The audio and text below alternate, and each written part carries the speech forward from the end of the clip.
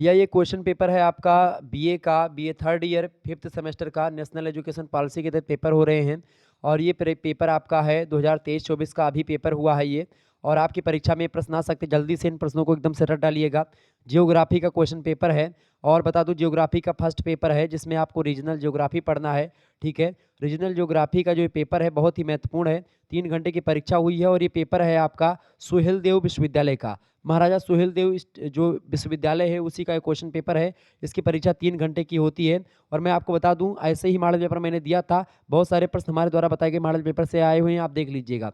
प्रश्न आपका मतलब नोट इसमें दिया गया कि attempt questions from all sections as per instructions, यानी सभी खंडों से निर्देशानुसार प्रश्नों के उत्तर दीजिए।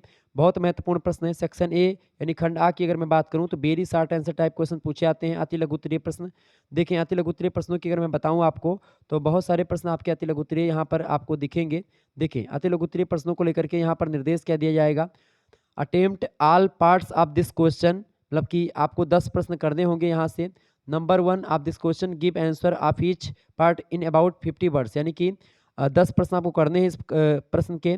प्रश्न संख्या 1 में 10 भाग हैं, उन 10 भागों के उत्तर आपको देने होंगे, यानी 10 अति लघु उत्तरीय प्रश्न हैं। एक प्रश्न का उत्तर आपको 50 शब्दों में देना है। जैसे मैं मॉडल पेपर सेट करता हूँ वैसे ही मॉडल पेपर आया है। देखिए पहला प्रश्न है, उसमें 10 कॉलम है, 10 के 10 प्रश्नों को आपको करना है। बहुत ही महत्वपूर्ण प्रश्न था। पहला प्रश्न आपसे पूछा गया था इफिशियंसी इक्वलिटी डिबेट, दक्षता समता बहस क्या है, इसके बारे में आपसे प्रश्न पूछा गया था। बढ़िया प्रश्न है, आप मॉडल पेपर देख लीजिएगा, उसमें मैंने आपको बताया है। अगला प्रश्न है सोशल डेवलपमेंट, सामाजिक विकास से क्या तात्पर्य है। महासंग्राम वीडियो और मॉडल पेपर में मैंने बताया हुआ है, देख लीजिएगा। महासंग्राम वीडियो भी मैंने दी नहीं थी लेकिन मैं बना चुका हूँ, महासंग्राम वीडियो भी है आपके पास। आगे देखिएगा 1-2 दिनों में वो भी आ जाएगी। अगला प्रश्न रीजन यानी प्रदेश क्या है, प्रदेश को लेकर के मैंने सेपरेट वीडियो भी बनाई है और सारी चीज़ें मैंने आपको समझाई। तो रीजन यानी प्रदेश के बारे में मैंने पूरा विस्तार से आपको समझाया हुआ है, आप मॉडल पेपर को देख लीजिएगा। ये देखिए ग्रोथ पोल यानी विकास ध्रुव क्या होता है, विकास ध्रुव मॉडल पूरा मैंने समझाया है। ठीक है, बहुत ही विस्तार से मैंने इस पर चर्चा करी हुई है, मॉडल पेपर आप देखे होंगे तो आपको पता होगा। अगला प्रश्न है जो है ट्रांजिशन जोन क्या होता है, संक्रमण मेखला क्या होती है, इसके बारे में शायद मैंने बताया है कि नहीं बताया, इस पर मैं श्योर नहीं हूँ। अगला प्रश्न है इन्वायरमेंटल डेवलपमेंट, पर्यावरणीय विकास पर भी मैंने चर्चा करी, तो ये भी प्रश्न पूछ लिया गया। आगे देखिएगा, ये दूसरा हो गया। अब तीसरे पर हम लोग चर्चा करेंगे। तीसरा जो आपका जो है जो पेपर है, अब तीसरा जो, अब देखिए ये देखिए आपका छठा क्वेश्चन आपसे पूछा गया था मानव निर्धनता सूचकांक, मानव यानी ह्यूमनिटी ह्यूमन पावर्टी इंडेक्स, यानी मानव निर्धनता सूचकांक, मानव विकास सूचकांक, इन सभी के बारे में मैंने चर्चा करी थी। अगला प्रश्न है आपका डेवलपमेंट इकोनॉमिक्स, विकसित अर्थव्यवस्थाएं, ये प्रश्न पूछा गया था, बहुत महत्वपूर्ण है, इनको रट डालिएगा। बाकी इन सभी पर मैं चर्चा करूंगा, ठीक है, आने वाले समय में। अगला प्रश्न इकोनॉमिक प्लानिंग, आर्थिक नियोजन से क्या तात्पर्य है, आर्थिक नियोजन, क्षेत्रीय संतुलन और इसके अलावा प्रादेशिक नियोजन, सभी के बारे में मैं चर्चा कर चुका हूँ। अगला प्रश्न महासंग्राम वीडियो देख लीजिएगा, आपको सारे डाउट क्लियर हो जाएंगे इसके। रीजनल बैलेंस यानी क्षेत्रीय संतुलन क्या है, इसके बारे में मैंने आपको बताया था कि भाई सभी क्षेत्र में जैसे कोई क्षेत्र ज़्यादा विकसित हो जाता है, कोई कम विकसित होता है, तो उसी प्रकार से सभी क्षेत्रों को विकसित करने की दिशा में काम किया जाता है, ताकि जो क्षेत्र अभी पिछड़ा हुआ है उसकी गति को, विकास गति को तीव्र किया जाए, यही होता है क्षेत्रीय संतुलन। ठीक है, खंड बा की अगर बात की है, सेक्शन बा की या सेक्शन बी की, तो शॉर्ट आंसर टाइप क्वेश्चन पूछे आते हैं, लघु उत्तरीय प्रश्न। ठीक है, अटेम्प्ट यहाँ पर देखिए नोट दिया गया, attempt any 5 questions of this question, give answer of each question in about 200 words, यानी आपको 8 क्वेश्चन यहाँ से दिए जाएंगे, 8 में से केवल 5 प्रश्न करने हैं। एक प्रश्न का उत्तर आपको 200 शब्दों में लिखना होगा। 7 नंबर का एक प्रश्न, ध्यान रखेंगे इस बात को। देखिए पहला प्रश्न आपसे पूछा गया है, ठीक है, कि explain regional planning in ancient India, यानी प्राचीन भारत में प्रादेशिक नियोजन की व्याख्या कीजिए। बहुत ही महत्वपूर्ण प्रश्न है आपकी परीक्षा की दृष्टि से, इस पर मैं चर्चा कर चुका हूं, तो ये प्रश्न आपका पूछ लिया गया। आगे देखिएगा, अगला प्रश्न आपकी स्क्रीन पर आ चुका है।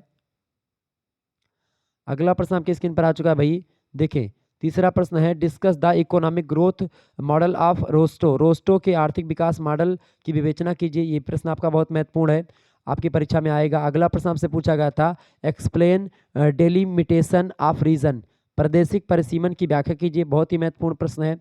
अगला प्रश्न आपसे पूछा गया था 5वां number, explain concepts of sustainable development, यानी सतत विकास या संपोषित विकास या संतृप्त विकास या फिर एक प्रकार से टिकाऊ विकास। ठीक है, इसकी अवधारणा दीजिए। सतत विकास के बारे में मैंने विस्तार से चर्चा कर चुका हूँ, ये प्रश्न आपसे पूछा गया था।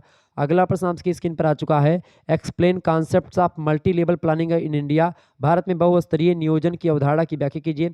इस पर भी मैं चर्चा कर चुका हूँ, तो ये प्रश्न भी आपका पूछ लिया गया।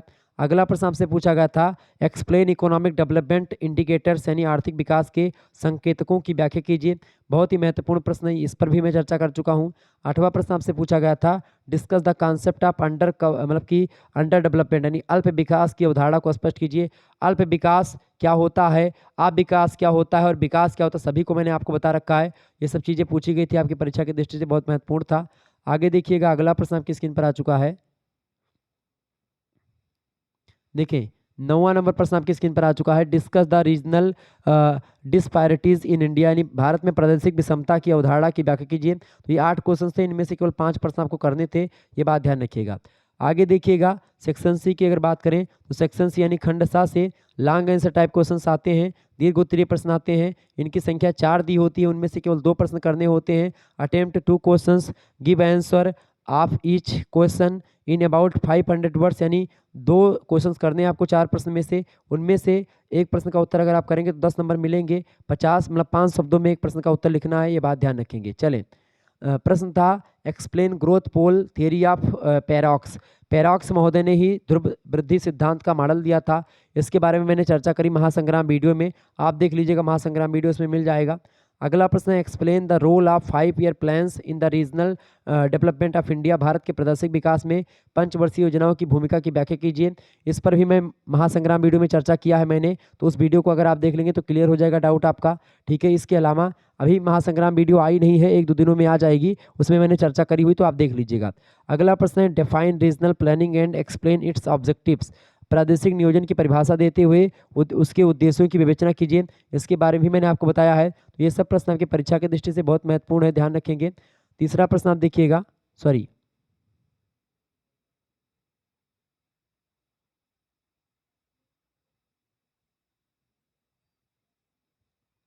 आगे देखिएगा, अगला आपका जो है, 1 मिनट के लिए, हाँ